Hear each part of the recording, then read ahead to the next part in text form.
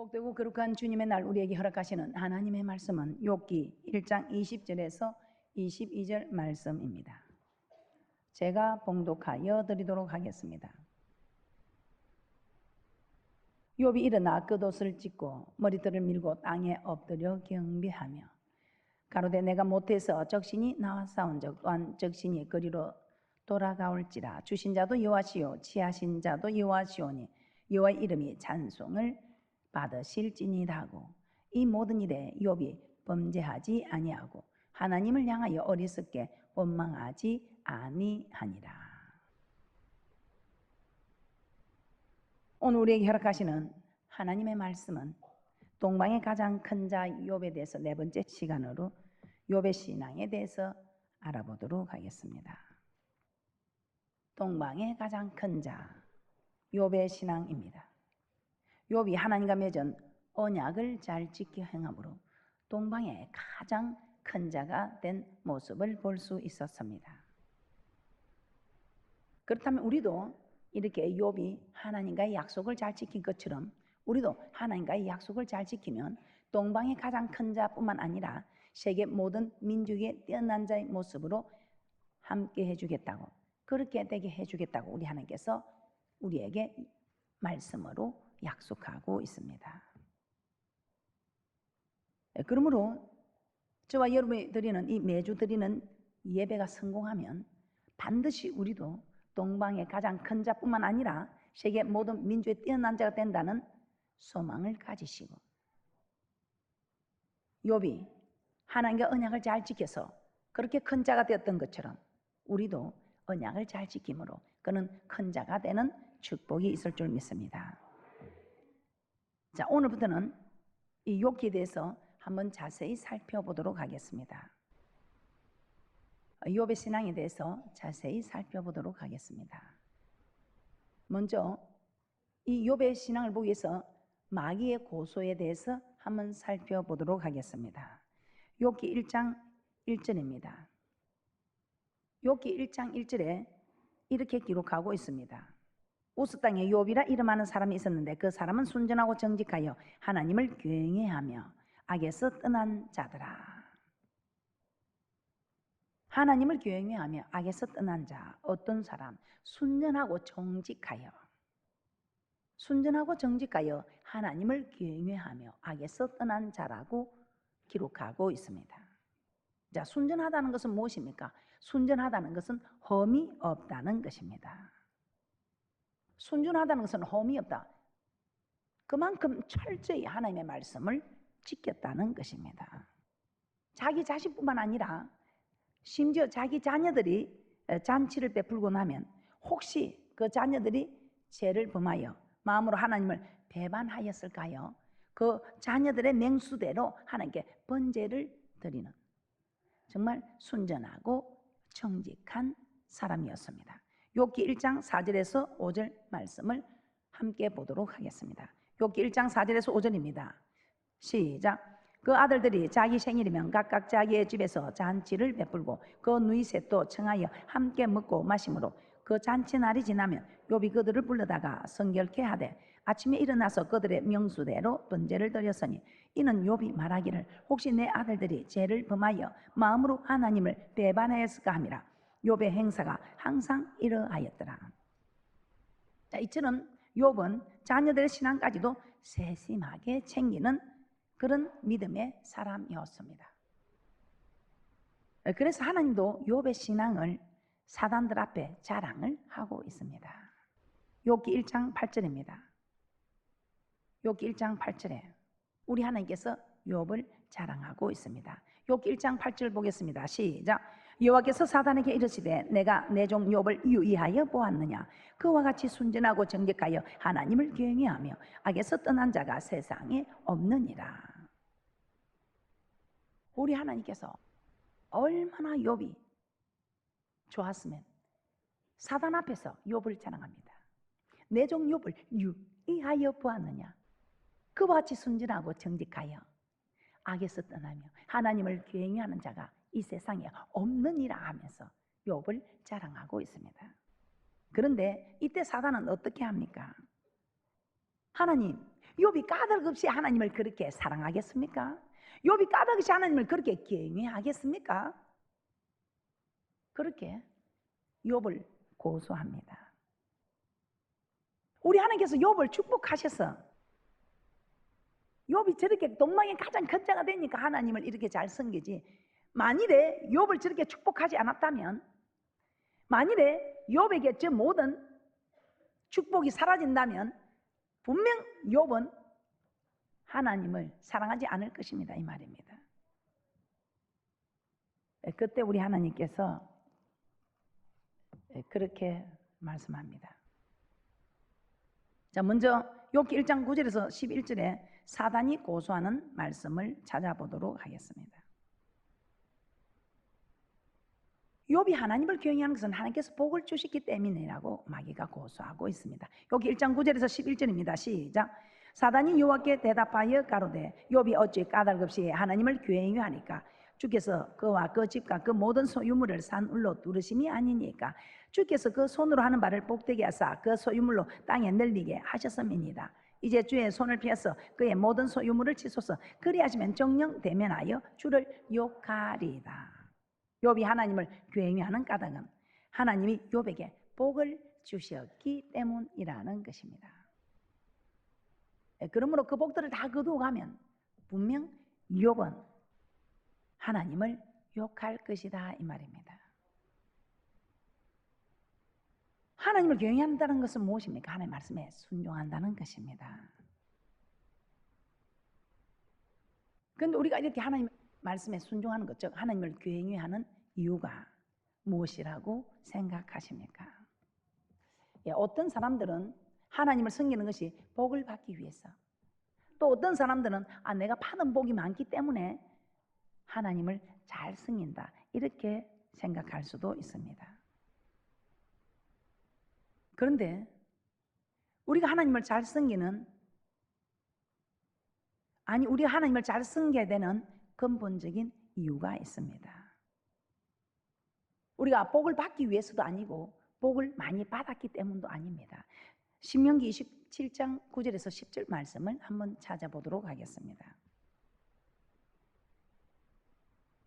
우리가 복을 받기 위해서 하나님을 섬긴다면 복을 받지 못한 사람들은 하나님을 떠나갈 것입니다.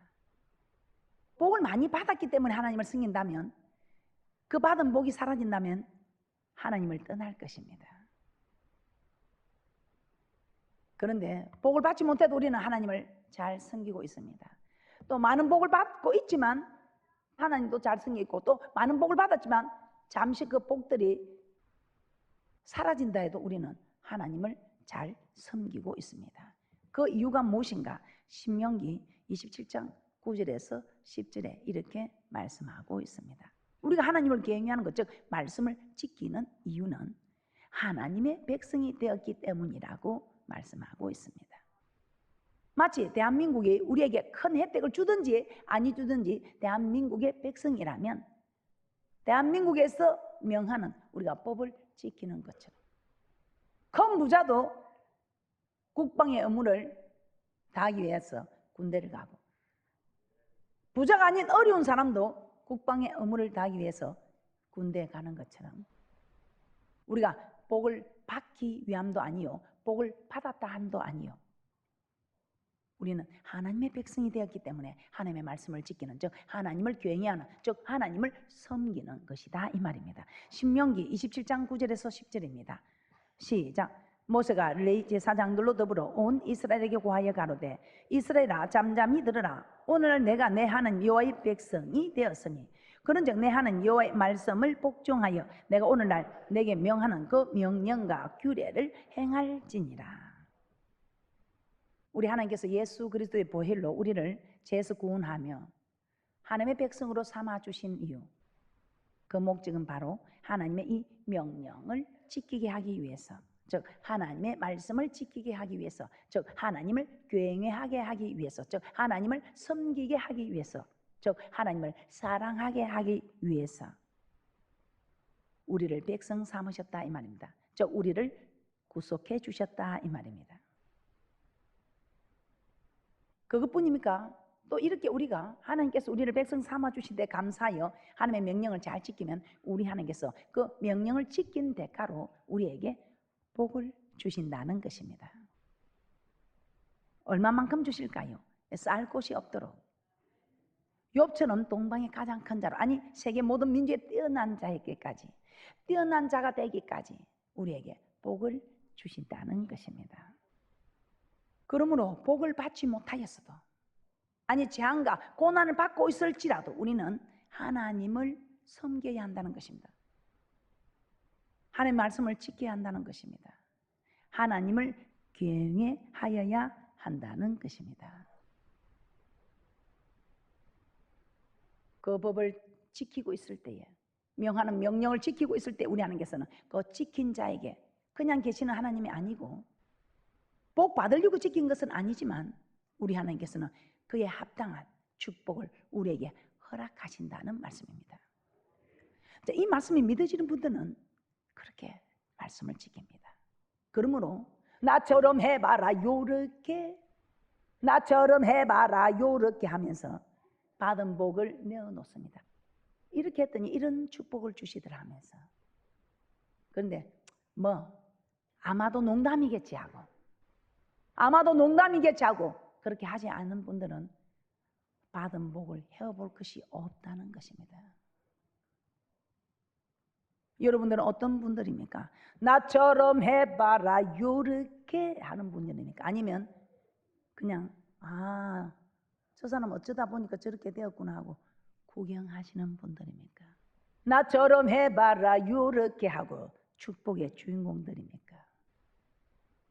평생 남들이 잘 때는 구경만 하는 구경꾼들이 되시겠습니까? 아니면 나처럼 해봐라 이렇게 하고 축복의 주인공들이 되시겠습니까? 여러분들이 선택할 일입니다. 지금도 여러분 앞에는 이렇게 축복의 주인공이 될 수 있는 길과 그저 바라보는 구경꾼이 되는 그런 길, 하기 싫지만 힘들지만 따라한 좁은 길이, 그냥 내 편한 대로 살고 싶은 넓은 길이 여러분 앞에 펼쳐져 있습니다. 여러분은 어떤 길들을 가시는 분들입니까? 우리는 복을 받지 못해도 재앙과 고난을 받아도 하나님을 섬기하는 사람들입니다. 그러나 하나님의 법대로 하나님을 섬겼을 때에, 하나님의 법대로 섬기는 그 고통은 좀 있지만, 오늘 이렇게 주님의 날 놀러 가고 싶은데도 가지 아니하고 오늘 앉아있는 이 고통은 좀 있지만 우리 하나님께서 말씀을 지킨 자에게 허락하는 축복의 대가가 있다는 것입니다. 그러면 욥이 당한 재앙을 한번 살펴보도록 하겠습니다. 사단은 하나님께, 욥이 하나님을 경외하는 것은 까닭없이 경외하는 것이 아니라 하나님께서 복을 주셨기 때문이라고 합니다. 그러자 하나님은 사단에게 욥이 과연 그렇게 하는지 욥의 몸에는 손을 대지 말고 욥의 소유물을 다 가져가 보라고 허락을 합니다. 욥기 1장 12절입니다. 시작. 여호와께서 사단에게 이르시되 내가 그의 소유물을 다 내 손에 붙이노라. 오직 그의 몸에는 내 손을 대지 말지니라. 사단이 곧 여호와 앞에서 물러가니라. 자, 이에 마귀가 하나님 앞에 물러가고 욥에게 재앙이 오기 시작합니다. 자, 1차 재앙으로 욥기 1장 13절에서 15절입니다. 시작. 하루는 욥의 자녀들이 그 마당의 집에서 식물을 먹으며 포도주를 마실 때에 사자가 욥에게 와서 고하되 소는 밭을 갈고 나귀는 그 곁에서 풀을 먹는데 서바 사람이 갑자기 이르러 그것들을 빼앗고 칼로 종을 죽였나이다. 나만 홀로 피한 고로 주인께 구하러 왔나이다. 그뿐입니까? 2차 재앙입니다. 16절입니다. 그가 아직 말할 때에 또 한 사람이 와서 고하되 하나님의 불이 하늘에서 내려와서 양과 종을 살라버렸나이다. 나만 홀로 피한 고로 주인께 구하러 왔나이다. 2차 재앙입니다. 그것뿐입니까? 3차 재앙입니다. 17절입니다. 그가 아직 말할 때에 또 한 사람이 와서 고하되 갈대아 사람이 새 떼를 지어 갑자기 약대기에 달려들어 그것을 빼앗으며 칼로 종을 죽였나이다. 나만 홀로 피한 고로 주인께 구하러 왔나이다. 그것뿐이 아니지요. 4차 재앙입니다. 18절에서 19절입니다. 함께 보도록 하겠습니다. 시작. 그가 아직 말할 때에 또 한 사람이 와서 고하되 주인의 자녀들이 그 마당의지에서 식물을 먹으며 포도주를 마시더니 거친 들에서 대풍이 와서 집 내 모퉁이를 치며 그 소년들 위에 무너짐으로 그들이 죽었나이다. 나만 홀로 피한고로 주인께 고하러 왔나이다 한지라. 4차 재앙으로 욥의 자녀들이 모두 죽었습니다.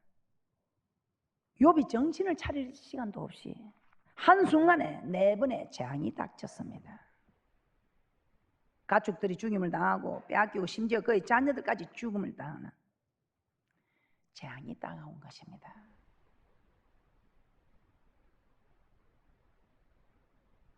그뿐만 아닙니다.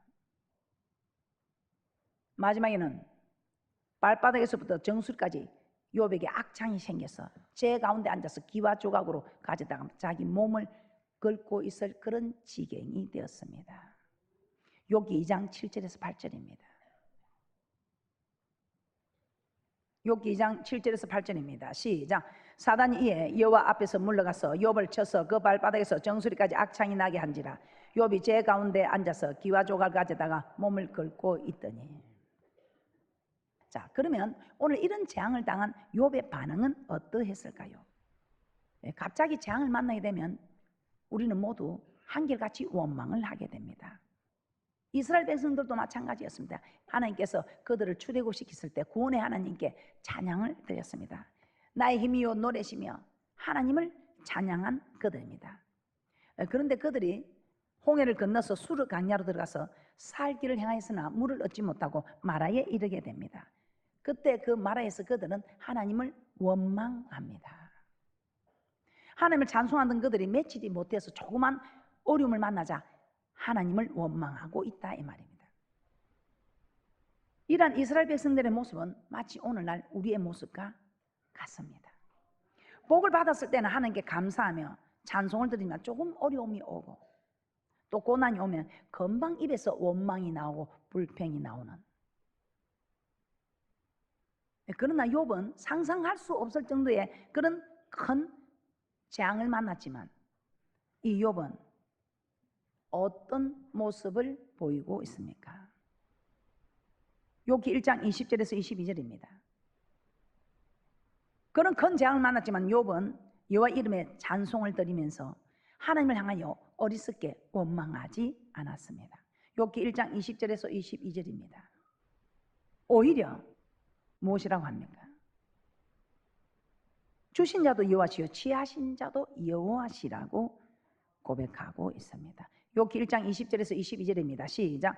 욥이 일어나 겉옷을 찢고 머리털을 밀고 땅에 엎드려 경배하며 가로되 내가 모태에서 적신이 나왔사온즉 또한 적신이 그리로 돌아가올지라. 주신 자도 여호와시요 취하신 자도 여호와시오니 여호와의 이름이 찬송을 받으실지니라 하고 이 모든 일에 욥이 범죄하지 아니하고 하나님을 향하여 어리석게 원망하지 아니하니라. 원망하지 아니했다고 합니다. 주신 자도 여호와시요 취하신 자도 여호와시라. 후에는 몸에 악창이 나서 제 가운데 앉아서 기와 조각으로 자기 몸을 긁었다고 합니다. 그때 그 아내가 하나님을 욕하고 죽으라. 그렇지만 하나님을 원망하거나 욕하지 않고 입술로 범죄하지 아니했다고 말씀하고 있습니다. 욥기 2장 9절에서 10절입니다. 오히려 그는 우리가 하나님께 복을 받았으면 재앙도 받지 않겠느냐 이렇게 고백하는. 그래서 우리 하나님께서 그렇게나 욥을 자랑할 수밖에 없었던 것입니다. 욥기 2장 9절에서 10절입니다. 시작. 그 아내가 그에게 이르되 당신이 그래도 자기의 순전을 굳게 지키느뇨 하나님을 욕하고 죽으라. 그가 이르매 그대 말이 어리석은 여자 중 하나의 말 같도다. 우리가 하나님께 복을 받았은즉 재앙도 받지 아니하겠느냐 하고 이 모든 일에 욥이 입술로 범죄치 아니하니라. 우리가 하나님께 복을 받았으니 재앙도 받지 아니하겠느냐. 즉 복도 주시는 이가 하나님, 재앙도 주시는 이는 하나님임을 고백하고 있습니다. 왜 우리에게 이런 어려운 재앙을 허락하시는 걸까요? 왜 우리에게 이런 고난을 허락하시는 것일까요? 히브리서 12장 6절에서 8절 말씀 찾아보도록 하겠습니다. 히브리서 12장 6절에서 8절입니다. 우리도 마치 우리의 자녀들이 잘못할 때에 객길로 갈까 봐 징계를 가합니다. 우리 하나님도 마찬가지입니다. 우리가 갯길로 갈까 봐 징계에 채찍을 드는 것입니다. 남의 자녀에게는 우리가 채찍을 들지 않습니다. 사랑하는 내 자녀에게. 욥이 이런 재앙을 만났던 것도 우리 하나님께서는 갯길로 가지 않도록 욥을 징계하신 것이지, 까닭 없이 욥을 고통 준 것도 아니며 까닭 없이 욥에게 복을 주신 것도 아니다, 이 말입니다. 우리 하나님께서는 모든 것이 하나님 나라의 법대로 심은 대로 거두는, 말한 대로 행하는, 심은 대로 말한 대로 행한 대로 갚아주시는 하나님이십니다. 히브리서 12장 6절에서 8절입니다. 시작. 주께서 그 사랑하는 자를 징계하시고 그의 받으시는 아들마다 채찍질 하심이니라 하였으니 너희가 참음은 징계를 받기 위함이라. 하나님의 아들과 같이 너희를 대우하시나니 어찌 아비가 징계하지 않는 아들이 있으리요. 징계는 다 받는 것이거늘 너희에게 없으면 사생자요 참 아들이 아니니라. 아버지가 아들이 잘못된 길을 가면 채찍으로 때리고 징계하여 바로 잡듯이 하나님도 우리가 어긋난 길로 가면 징계를 주어 바른 길로 가게 하는 것입니다. 자, 그래서 우리 하나님께서는 우리에게 복과 저주를 주시는 이 목적은 무엇일까요? 왜 우리에게 복을 주기도 하고 왜 우리에게 재앙을 주기도 하는 것일까요? 그 목적은, 복을 주기도 하고 또 우리에게 재앙을 주기도 하는 그 목적은 율법의 모든 말씀을 행하게 하기 위함이라고 말씀하고 있습니다. 자, 신명기 29장 29절입니다. 신명기 29장 29절입니다. 신명기 29장 29절 보고 마치도록 하겠습니다. 신명기 29장 29절입니다. 시작. 오묘한 일은 우리 하나님 여호와께 속하였거니와 나타난 일은 영구히 우리와 우리 자손에게 속하였나니 이는 우리로 이 율법의 모든 말씀을 행하게 하심이니라. 축복이든 재앙이든 결국 하나님의 말씀에 순종하여 복을 받고 생명을 얻게 하기 위함이다, 이 말입니다. 우리에게 하나님께서 복을 허락하심도 재앙을 허락하심도 이 말씀을 지켰어. 이 말씀을 지켰어. 이 땅에서도 복을 받고 저 천국에 가게 하기 위함이다, 이 말입니다. 오묘한 일, 오묘한 일. 아, 저 사람은 복을 받은 사람인데 왜 아직 복을 받지 못할까? 아, 저 사람은 좀 재앙을 받아야 되는데 왜 받지 못할까?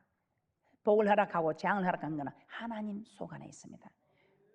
우리 생각에는 저 사람이 좀 빨리 복을 받았으면 좋겠는데 저 사람이 좀 늦게 재앙이 임했으면 좋겠는데 그건 우리 생각이고 하나님께서는 저 사람에게는 좀 빨리 줘야 되는데 늦다. 아, 저 사람이 빨리 줘야 되는데 늦다. 좀 늦게 줄 것 같은데 빨리 준다. 이런 오묘한 일, 축복이 일어나고 재앙이 일어나는 이 오묘한 일들은 하나님께 속하였지만 반드시 복이 임하는 사람 복이 임하고 재앙이 임하는 사람 재앙이 임하는 이 일은 영원히 변함이 없이 그대로 지금까지 이루어지고 있다는 것입니다. 왜 그렇게 복을 주실까? 말씀을 더 잘 지키라고. 세상 사람들도 상이 비상이라 잘한다면 더 잘하니까. 왜 저 사람에게 저는 재앙이 임하는 것일까? 이제 갯길로 가지 말고 돌아오라고. 그래서 우리 하나님께서는 복을 주기도 하고 재앙을 허락하신다는 것입니다. 그럼 욥은 저렇게 말씀을 잘 지켰는데 왜 저는 어려움을 당합니까? 잘 지키는데 애매하게 고난을 당하는 일은 없습니다. 욥이 갯길로 가는 길을 욥도 가고 있었기 때문에 우리 하나님께서 제3 이런 일들을 행하신 이유는 자녀들이, 가축들이, 종들이 다 그렇게 재앙을 당한 이유들은 다음 시간에 말씀드리도록 하겠습니다.